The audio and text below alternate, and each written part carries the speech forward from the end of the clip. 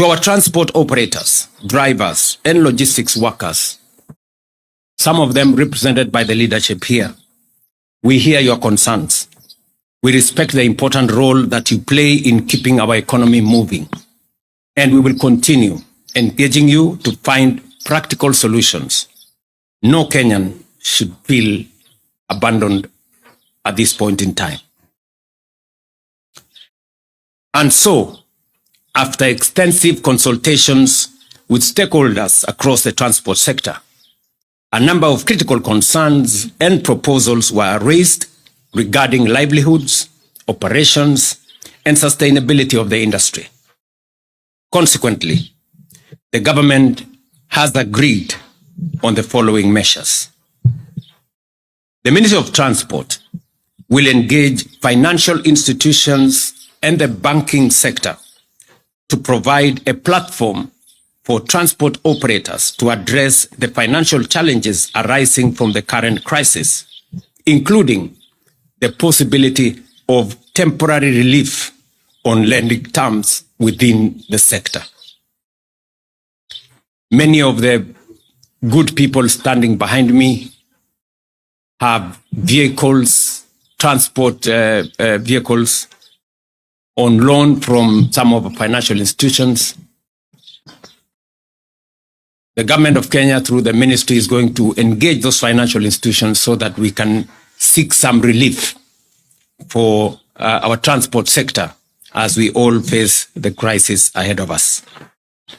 Number two, the Ministry of Transport will work together with Insurance Regulatory Authority to engage stakeholders and address concerns relating to insurance claims affecting public transport operators. There is a big issue about transport operators, despite having insurance covers for their vehicles and passengers, end up paying bills when accidents occur and insurance companies go scot-free. This is a concern we must address so that an insurance cover has to mean something when it is paid for by our transporters. I have further directed that an immediate review of both the Insurance Act and the Auctioneers Act be undertaken to conclude within the next 3 months in order to establish a more responsive and fair framework for players within the sector.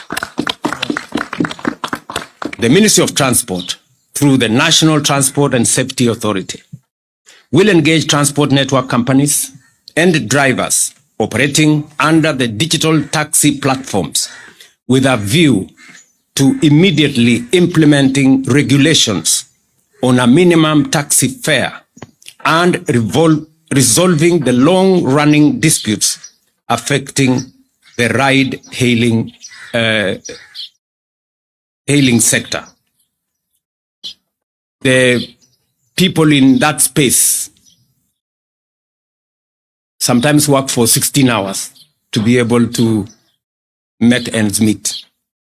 There is need for urgent regulations that have already been developed, and I have instructed the ministry to work with the stakeholders to make sure that those regulations are implemented so that we can streamline the whole digital taxi platform.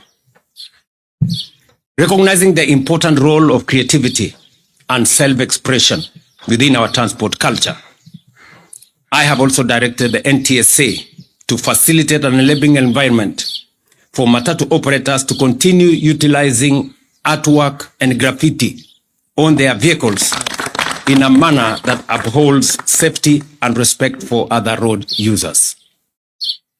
The industry is telling me that they have been told they must remove all graffiti from their Matatus.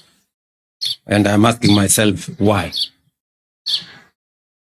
The government will continue engaging stakeholders across the transport sector to develop practical and sustainable solutions that protect livelihoods and support economic activity. I therefore ask all Kenyans to remain calm patient, and united. Let us reject